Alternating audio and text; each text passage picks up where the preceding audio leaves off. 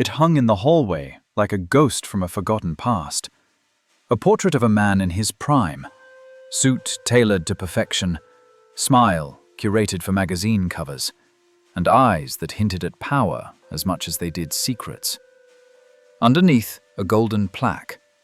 Every day as she passed it, Lily felt the weight of that smile pressing on her back like a truth no one else could see. She was 23, sharp, unshakable, and unnoticed. But Lily Evermont had a secret. She wasn't just a rising assistant in the CEO's office. She was his daughter, the one no one knew about, the one he paid to stay hidden. But not for much longer. Lily Harper, that's the name they gave her. No one at Evermont Industries knew she was anything more than a resourceful junior executive assistant, a girl with an exceptional eye for numbers and a quiet, persistent way of solving problems no one else could. Her desk sat outside the corner office of Maxwell Dane, the current CEO, Charles Evermont's protege, heir to the empire, and the man many believed was untouchable. She had taken this job with one purpose: to dismantle everything they built and reclaim her legacy. Not for power, for revenge. Not against her father, he was already dead, but for the silence he left behind, and the empire that had betrayed her mother. Her mother, Elise, had died of cancer 2 years ago. She'd spent her final days in a small hospice on the outskirts of Boston. No family visited, no friends remained. Only Lily, feeding her soup spoon by spoon, listening to every labored breath, and finally, to the confession she had never expected. Elise Harper wasn't your real name, her mother had whispered, and then she said it. Evermont. The name hit like a thunderclap. You're his daughter, Lily. Charles Evermont's. He paid me to disappear, paid me to keep quiet, said he couldn't risk the scandal. I took the money, but I never took their silence. I just wanted to protect you. Then she died, and Lily was no longer just an orphan. She was an heir to a billion-dollar lie. Evermont Tower loomed like a cathedral of steel and glass in Manhattan. Lily had applied for the job anonymously, with a resume tailored for modest brilliance. Not too impressive to draw suspicion, but too skilled to ignore. They hired her within 2 weeks. For 2 years, she'd stayed quiet, learned, watched. She studied every name on the corporate chart, knew who actually made decisions, who only pretended to. She discovered which assistants had affairs with executives, which partners were bleeding the company dry, and which of Charles Evermont's old allies still pulled strings behind the scenes. But above all, she watched Maxwell Dane. He had taken her father's place after One evening, while organizing archived correspondence, Lily found an encrypted folder on the company's private server. It was dated April 17th, 1999, the year she was born. The sender, Charles E. The recipient, m.dane@evermont.com. The subject line chilled her. The girl. Her heart raced as she tried to access the files. Password protected. She copied the file anyway and took it home. It was a risk, but Lily knew the truth lived in shadows, and it was time to find the light. Back in her small Brooklyn apartment, she reached out to Julian Knox, a hacker she had met while doing freelance legal work for low-income families. He owed her a favor. "This better be good," Julian grumbled, cracking open a Red Bull as he examined the files. She handed him a flash drive and said, "I need it unlocked, quietly." An hour later, he whistled. "Girl, do you know what this is?" "No." "It's not just about you. It's about what they did to bury you." The files contained internal communications between Charles Evermont and Maxwell Dane. There were financial records of hush payments to Elise Harper, legal contracts with blank signature lines, a confidential memo outlining a contingency plan in case the girl ever came forward. There was even a clause titled Inheritance Neutralization Protocol. "They didn't just erase you," Julian said, looking at her. "They erased your existence." The next morning, Lily sat at her desk in Evermont Tower like any other day. But everything had changed. She wasn't just angry now. She was armed. She knew where to dig. The file referenced something called Project Echo, coded under a shell company in the Cayman Islands. The funding trail led directly back to a man named Victor Albrecht, a shadowy legal consultant who had worked with both Charles and Maxwell during the corporate transition. She booked a flight that afternoon. "Vacation?" Maxwell asked casually as she handed in her leave form. "Just a little time to clear my head," she smiled. She was going to clear more than her head. She was going to clear the Evermont name and bury those who had tainted it. The Cayman Islands greeted her with sunshine and sharks, and not just the ones in the ocean. Victor Albrecht was slippery, but Lily had tracked enough litigation in her freelance days to know how to corner men like him. She found him at a private club in Georgetown, sipping scotch and charming a table of real estate investors. She approached with precision. "Mr. Albrecht," she said, extending her hand. "I'm Lily Evermont." He froze. There it was, the flicker of recognition and fear. "I think we need to talk," she said. "About my father, about Maxwell, about Project Echo." He tried to brush her off. She didn't let him. "If you don't talk to me," she said coolly, "I'll make sure the IRS, the SEC, and every financial journalist in New York talks to you instead." He blinked. And then he gave her everything. Victor handed her a box of old mini DV tapes. "Your father recorded everything," he said. He was paranoid near the end. One of the tapes was labeled Insurance, Lily. Back in her hotel room, she watched. Charles Evermont appeared on screen, older than the portrait, more tired. But those eyes were the same. "If you're watching this," he said, "then I'm probably dead." He paused. "I made mistakes. I built an empire and buried the cost. Your mother was one. You were the other. But I wanted to protect you. Maxwell, he wanted to erase you. If he ever found out you existed, he would destroy everything that tied you to me." Charles leaned forward. "There's a trust, hidden under a different name. It holds the controlling shares to Evermont Industries. If you can find it, you'll own everything." He looked down. "I'm sorry I wasn't brave enough to be your father." Lily wiped a tear from her cheek. It was the first time she had ever heard him say it. She returned to New York like a storm brewing under a calm sky.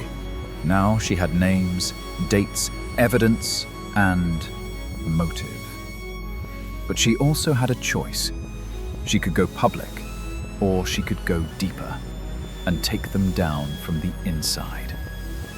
She chose deeper. She didn't just want revenge. She wanted control. Now she had names, dates, evidence, and motive. But she also had a choice.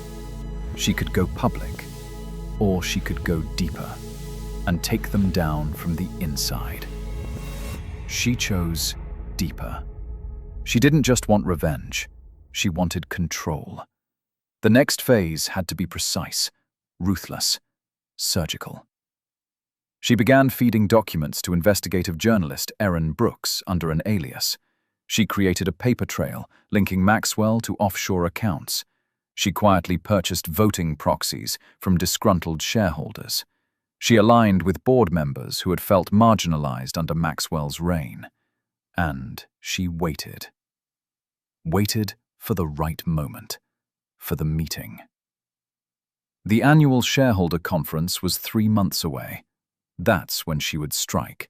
That's when she would become the CEO's daughter. Eliza Carter, now known inside Harrington Corp as Eliza Munro, sat at the long, oval-shaped table of the executive boardroom, her posture perfect, her eyes cool and calculated. The room buzzed with restrained tension as top-level executives prepared for the quarterly strategic review. At the head of the table, Charles Harrington was flipping through slides on his tablet, entirely unaware that the young woman seated 3 chairs down from him was the very daughter he had once cast aside. "Let's begin," Charles said, his voice crisp. This was it. For months, Eliza had navigated the web of secrets and boardroom alliances. She wasn't just the girl from nowhere anymore. She had earned this seat. Preston, her half-brother, had vouched for her, impressed by her sharp insights and bold strategies. She'd made sure to be indispensable, leading 2 major product launches, doubling engagement with a viral campaign, and proposing key acquisitions that padded quarterly profits. But inside her calm demeanor burned a storm. Each smile she gave to Charles was a lie. Each nod to his leadership was a rehearsed betrayal. She wasn't just here to watch, she was here to dismantle the empire that forgot she existed. After the meeting, Eliza lingered by the glass wall of the executive lounge. Preston approached her, latte in hand. "You nailed that pitch. Seriously, Dad was actually impressed," he chuckled. "That's high praise," Eliza said, concealing her true thoughts. Dad. The word made her stomach turn every time she heard Preston use it. "You know," Preston continued, "you've done more in 6 months than some of these dinosaurs have done in 6 years. She smiled. "That's generous, but dinosaurs tend to bite when cornered." He laughed, not catching the double meaning, but someone else did. Across the room, Veronica Trent, chief legal officer and Charles's longtime confidant, was watching Eliza with narrowed eyes. Veronica had never trusted her. Perhaps it was instinct. Perhaps it was jealousy. But Eliza knew that one wrong step and Veronica would be the first to dig. Later that evening, Eliza's burner phone buzzed. Unknown number. Trent sniffing. "Be careful. She asked about your old firm. J." Jacob, her silent ally from the outside. A hacker, an investigator, and the only person who knew her full plan. He had uncovered the paternity cover-up, forged new identities, and monitored her every risk. Without him, she was blind. Eliza. "Let her sniff. Dogs bark louder when they're scared." At home, Eliza reviewed her next move. On her laptop screen were copies of forged documents, emails between Charles and a discreet legal firm, a settlement, paid 18 years ago, to a woman named Meredith Carter, her mother, in exchange for silence. Meredith had taken the money, yes, but only because she feared the power Charles wielded. He had promised a better life if she stayed away, but instead she was left raising Eliza in a cheap apartment, working double shifts, watching her dreams rot. And now Eliza had found the lawyer who handled the payment. Gregory Shaw. Retired. Sick. Vulnerable.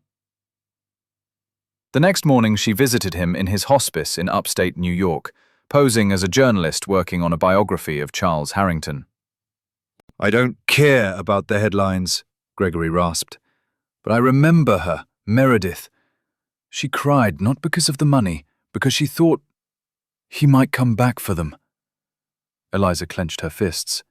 "He never did." "No," Gregory sighed. "He told me to bury it all, and I did." "Then dig it up," she said. "Give me what you buried." Gregory handed her an old manila envelope.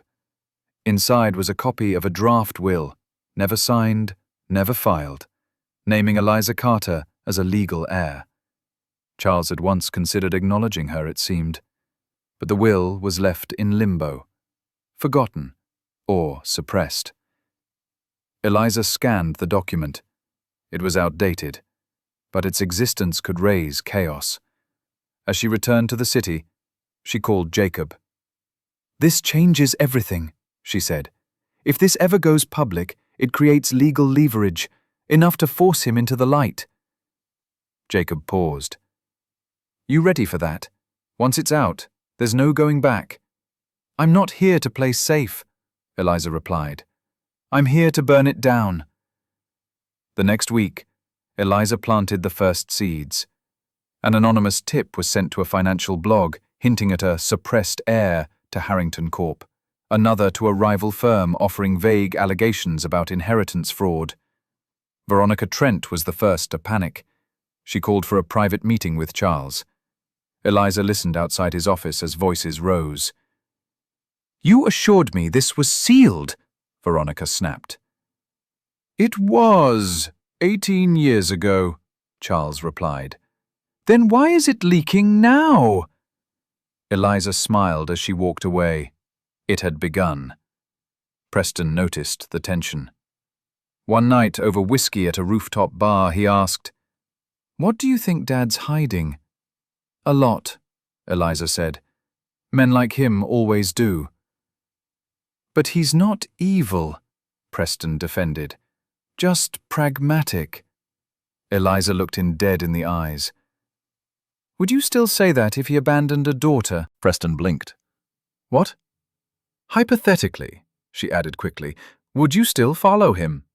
I'd want to know why, Preston said, uncertain. Soon, she thought, you will. 3 weeks later, the whispers became headlines. An investigative report dropped online. The secret Harrington, hidden heiress or corporate scandal. The story was vague, full of speculation, but it lit a fire. Investors demanded answers. Journalists circled. The board grew restless. Charles called an emergency meeting. This is a coordinated smear, he declared. Veronica stared at Eliza the entire time. She knew, or at least she suspected. Privately, Preston confronted Eliza. Did you leak it? He asked. I thought you said I was just a marketing genius, she said with a smile. Eliza, this isn't a game. No, she whispered. It's not. Days later, Eliza entered Charles's office unannounced. He was alone, reading the latest fallout reports. You've been busy, he said, not looking up. I had good teachers, she replied. You taught me that truth is a liability in business. He finally looked at her. Who are you, really? Eliza Carter, she said. Daughter of Meredith Carter. He froze. Impossible, he muttered. I have the DNA test. I have the will. I have Gregory Shaw's confession. Charles stood up, anger rising. You don't know what you're doing. Oh, I do, she said. You buried me once. I'm back to bury you. Charles paced. What do you want? Money? Shares? Silence? I want your name. Publicly. I want the world to know what you did. I want you to admit you abandoned us. And then I want everything you denied me. Position, legacy, power. Charles stared at her. You sound like me, he said bitterly. I am you, Eliza snapped, but with a soul you lost long ago. Before she launched the final strike, Eliza sat down with Preston. I'm your sister, she said, laying the documents before him. He didn't speak for a long time. Finally, he whispered, He always said family was everything.